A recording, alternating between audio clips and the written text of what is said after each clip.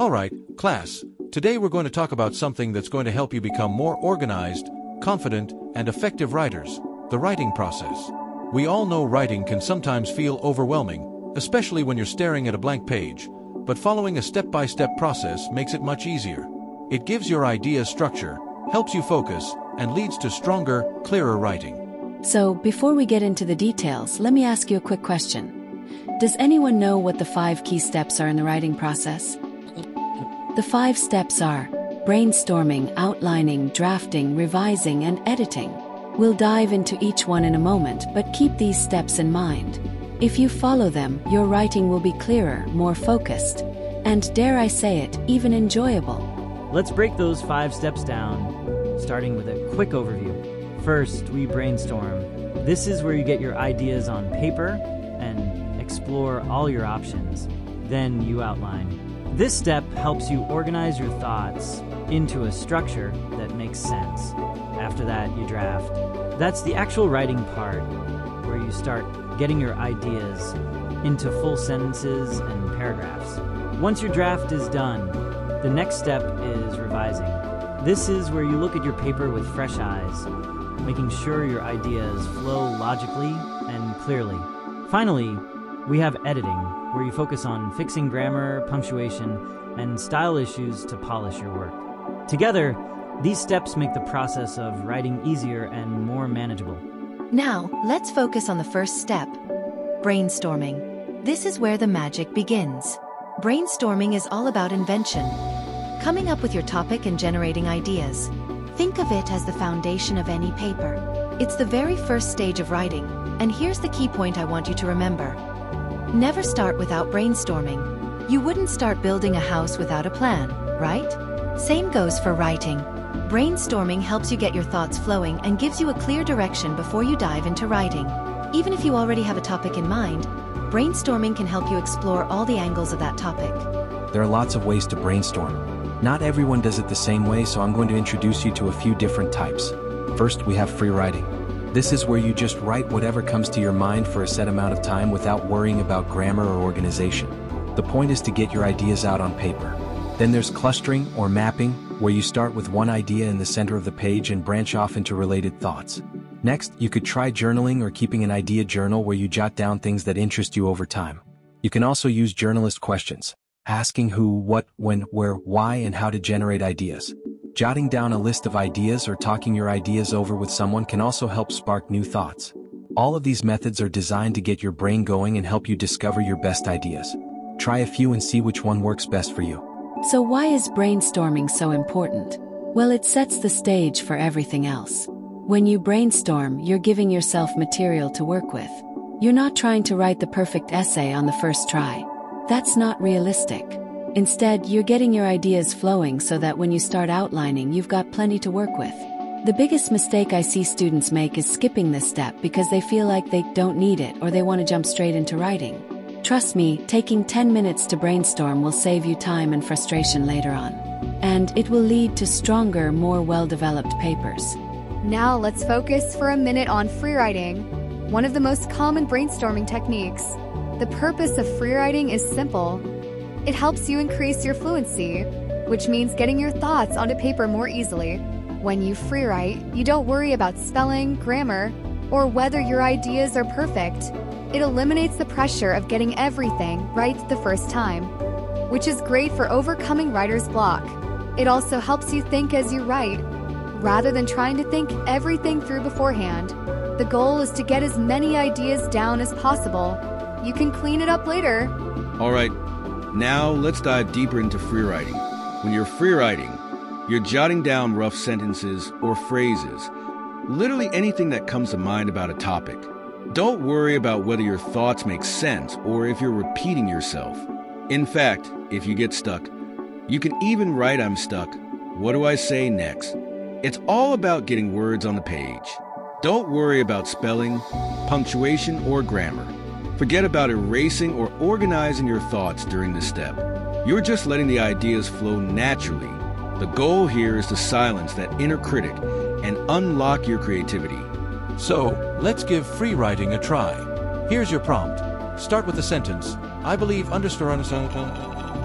needs to change in the community, city, country, or world. You can fill in the blank with anything that comes to mind. There are no rules here. Just write continuously for 5 minutes. Don't stop to think too much. Don't worry if your sentences are perfect. Just write whatever comes to your mind. Ready? Let's start the clock. Pause the video while you do the free write. Write for 5 minutes without stopping. Okay, how did that feel? Some of you might have found it challenging at first, but that's totally normal. The more you practice free writing, the easier it becomes, and you'll start to generate ideas more quickly. Now let's talk about keeping an idea journal.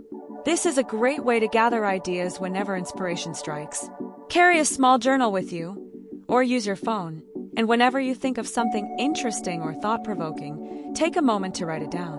It could be something you saw, an interesting conversation you overheard, or even a random thought. You don't have to write full sentences. Just capture the essence of the idea. These journals can become a valuable source of ideas when you sit down to write a paper or an assignment. You never know when a small observation could spark a big idea. Another effective brainstorming technique is creating a list of ideas. This is exactly what it sounds like. You jot down everything you can think of about a topic. It could be words, phrases, fragments, or even whole sentences. You're basically making a grocery list of ideas. The goal is to capture everything that pops into your mind. For example, if your topic is pollution, your list might include things like air pollution, plastic waste, factories, ocean cleanup, and so on. There's no wrong answer here. The key is to write quickly and get all your ideas out. Now, here's another useful tool for brainstorming: journalist questions. You've probably heard of these before.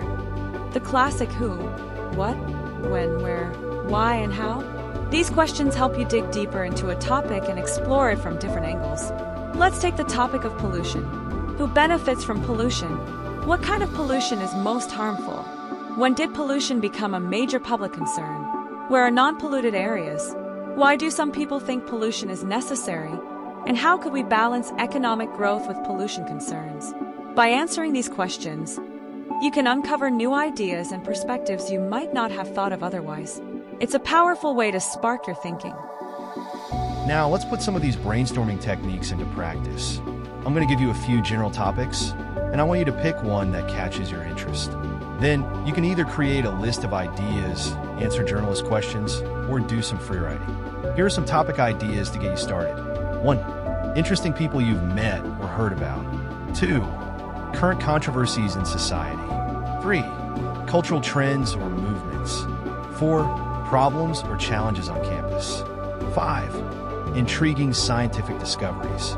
Pick a topic that jumps out at you and brainstorm using whichever method works best for you. Take 5 minutes to get your ideas down on paper. Pause the video now.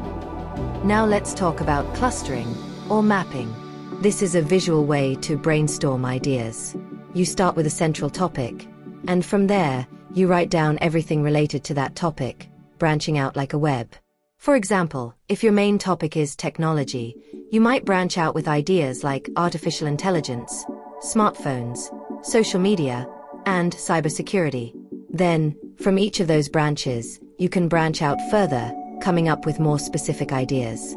It helps you see connections between your ideas and can guide you toward the most promising ones. Let's try a quick clustering exercise together. Start by picking a central topic. It could be anything you're interested in: sports, food, social issues, anything. Write that topic in the center of your page and draw a circle around it.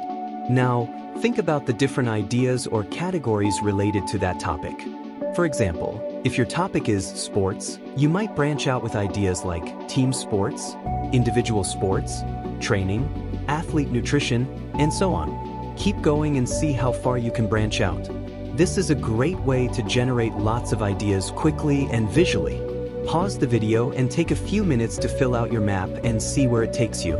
We've covered several different brainstorming techniques, including free writing, keeping an idea journal, making lists, answering journalist questions, and clustering. Each of these methods can help you come up with new ideas and break through writer's block. Remember, brainstorming is the first and most important step in the writing process. It's where you lay the groundwork for everything that follows.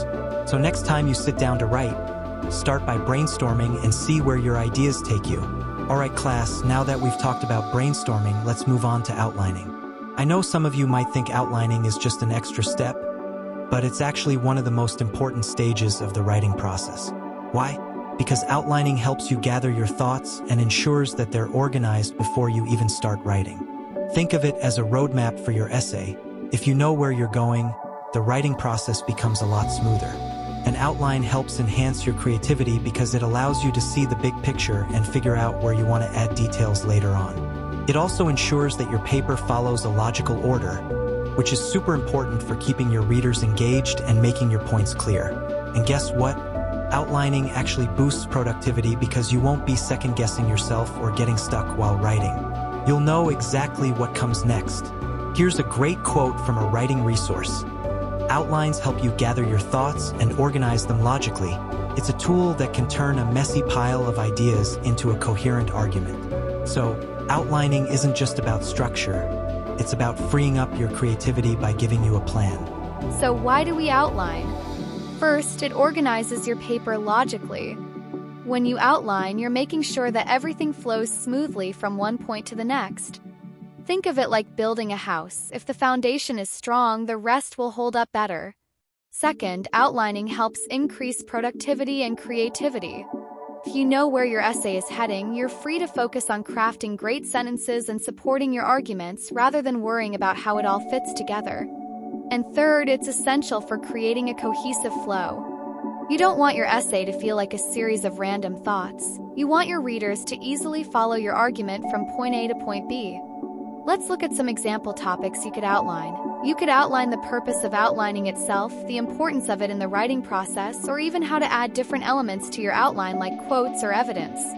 Now, one key point I want to drive home: outlining is the most important step.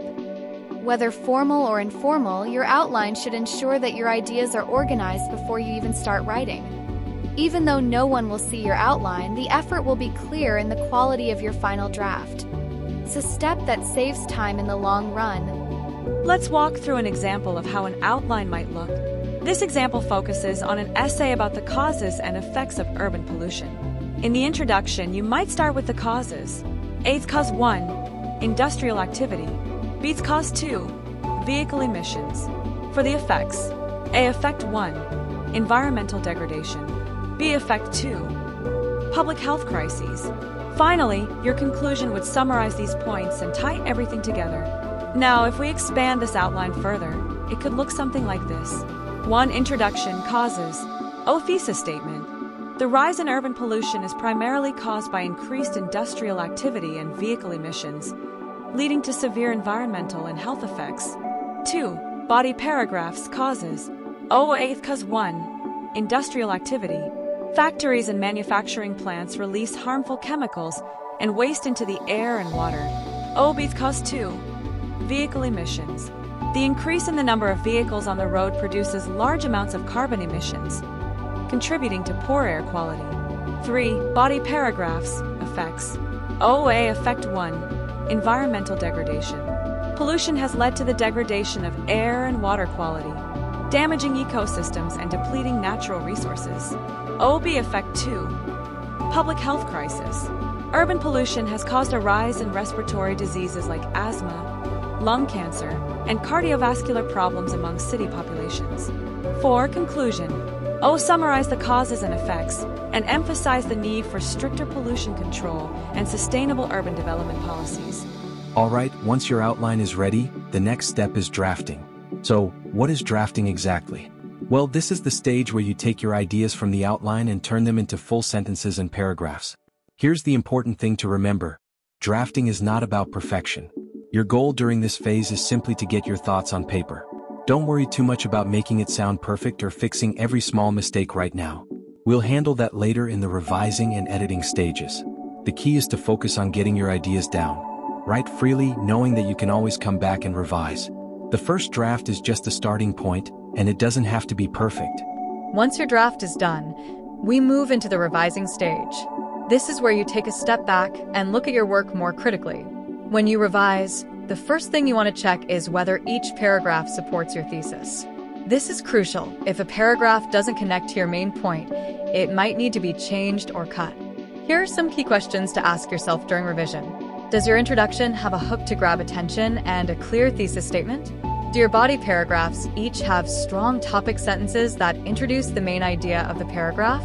Are the transitions between your ideas smooth and clear? This helps make sure that your essay flows logically from one point to the next. Revising is about shaping and refining your essay so that it's coherent, clear, and well-structured. Now let's dive into revising by comparing two paragraphs. One that needs improvement and one that's much better. Poor paragraph example. Pollution is a big problem. People throw trash everywhere and don't care about the environment. It's bad because pollution harms the earth. Factories are really bad for pollution and so are cars. We need to do something about it. So what makes this paragraph weak? 1. Lack of specifics. The sentences are too vague. Pollution is a big problem, and we need to do something about it. Don't give any concrete details or examples to back up the claim. Feels like the writer is just stating the obvious. 2. Disconnected ideas. The ideas don't flow logically. The paragraph jumps from people throwing trash to factories and cars, without connecting these points in a meaningful way. There's no clear development of thought. 3. Weak language. Words like big problem and bad are too generic. Stronger, more descriptive language would make the argument clearer and more persuasive. Better paragraph example. Pollution is one of the most significant challenges facing modern cities. One major contributor is industrial waste, as factories release harmful chemicals into the air and water. Additionally, the rise in vehicle emissions has further deteriorated air quality, making urban areas dangerous for both humans and wildlife. If immediate steps are not taken to regulate emissions and waste disposal, the environmental damage will become irreversible. Now, why is this paragraph stronger? 1. Specific details. This paragraph provides clear examples, industrial waste and vehicle emissions, that help support the argument about pollution. It's more informative and adds depth to the topic. 2. Logical flow. The ideas flow from one to the next, starting with pollution, moving to industrial waste, and then to vehicle emissions. The writer logically connects these causes to the negative effects on urban areas. 3. Strong language. Words like significant challenges, deteriorated air quality, and irreversible make the argument more compelling and impactful. Now, let's look at some sentence-level revisions. Poor sentence example. Pollution is bad for the environment. This sentence is too simple and lacks impact. Here's why. 1. Vague statement. Bad is a weak descriptor. It doesn't tell us how pollution is harmful or why it matters. 2. No specifics. It provides no information or examples, making the sentence feel flat. Better sentence example. Pollution causes widespread damage to ecosystems, depleting natural resources and threatening biodiversity. What makes this sentence stronger? 1. Descriptive language. Words like widespread damage and threatening biodiversity paint a clearer picture of the problem and its consequences. 2. Specificity. It gives a much more specific idea of how pollution impacts the environment, making the sentence more informative and compelling. Now that we've seen the difference between a weak paragraph and a strong one, let's go over some tips on how to revise your own paragraphs. 1. Be specific. Always provide concrete details and examples to support your argument. Vague or overly general statements won't persuade your reader. 2. Stay organized. Make sure each paragraph has a clear focus. Start with a topic sentence, provide examples or evidence, and finish with a concluding statement that ties everything back to your thesis. 3. Use strong language. Avoid weak or generic words like good, bad, or nice. Instead, use more descriptive language to make your points clear and engaging. When revising at the sentence level, ask yourself, 1. Is this sentence specific and clear? If it feels too vague or simplistic, try adding more detail or rewording it. 2. Does it contribute to my argument? Every sentence should serve a purpose, whether it's providing evidence, explaining an idea, or transitioning between thoughts. 3. Is the language strong? Replace weak or passive words with stronger, more precise ones to improve the clarity and impact of your writing. All right, class, last, we're going to focus on the building blocks of clear writing: grammar, punctuation, and sentence structure. These are the tools you'll need to make sure your sentences are not only correct but also easy to understand. We'll be going over 3 key areas. 1. Commas, periods, and semicolons. These are essential for separating ideas and making your writing flow smoothly. 2. Subject-verb agreement. This ensures that your subject and verb match in number, which is crucial for clarity. 3. Verb tenses and articles. We'll look at how to keep your tenses consistent and how to properly use articles like a, an, and the. Let's start with punctuation. Commas help break up ideas within a sentence. For example, they're used in lists, after introductory phrases, and to separate clauses. Example: before I leave, I need to finish my homework. Periods are the simplest punctuation mark, signaling the end of a sentence. Example: I completed the project. Semicolons are used to link closely related ideas or to separate items in a complex list. Example: I have a meeting at noon. Afterward, I'll head to the gym. Using punctuation correctly helps your reader follow your ideas without getting lost. Next, we're going to focus on subject-verb agreement. This is one of the most common grammar issues in writing. In English, the subject and the verb must agree in number. That means if the subject is singular, the verb must also be singular. If the subject is plural, the verb must be plural too. Example: the dog barks. Singular versus the dogs bark. Plural. Incorrect subject-verb agreement can make your writing confusing, so always double-check to make sure they match. Verb tenses and articles are also important to get right. Verb tenses tell the reader when something happened: past, present, or future. You want to make sure you stay consistent throughout your writing. Example: she went to the store, past versus she is going to the store, present. Articles, a and the, are small but powerful words. They help clarify whether you're talking about something specific or more general. Example: I need a pencil, any pencil versus I need the pencil, a specific one. Now, let's talk about one of the most fundamental rules in writing. Every sentence must have a subject and a verb. The subject is who or what the sentence is about. The verb is the action or state of being. Without these 2 elements, you don't have a complete sentence. For example, correct: the cat sleeps. Incorrect: the cat. A sentence without a verb or subject is incomplete and leaves the reader confused. Once your draft is written, the next step is editing. When you're editing, you want to focus on the smaller details that make your writing polished and error-free. 1. Check for subject-verb agreement. Make sure your subjects and verbs agree in number. 2. Review verb tenses, adjectives, adverbs, and clauses. Ensure your tenses are consistent and your descriptive words are used correctly. 3. Punctuation check. Look out for missing commas, periods, and semicolons. These small marks can make a big difference in clarity. Let's look at a few examples of common grammar mistakes and how to fix them. Ungrammatical sentence: she don't like to play basketball with her friends. What's wrong here? The subject and verb don't agree. She is singular, so the verb should be singular too. Corrected sentence: she doesn't like to play basketball with her friends. Now, the subject, she, agrees with the verb, doesn't. Ungrammatical sentence: they was going to the store when the rain started. Again, we have a subject-verb agreement issue. They is plural, but was is singular. Corrected sentence: they were going to the store when the rain started. Here, they agrees with were, making the sentence correct. Remember, strong writing isn't just about having great ideas. It's about expressing them clearly and correctly. Paying attention to grammar, punctuation, and sentence structure will help make sure your writing is easy to follow and polished. 1. Use punctuation to guide your reader.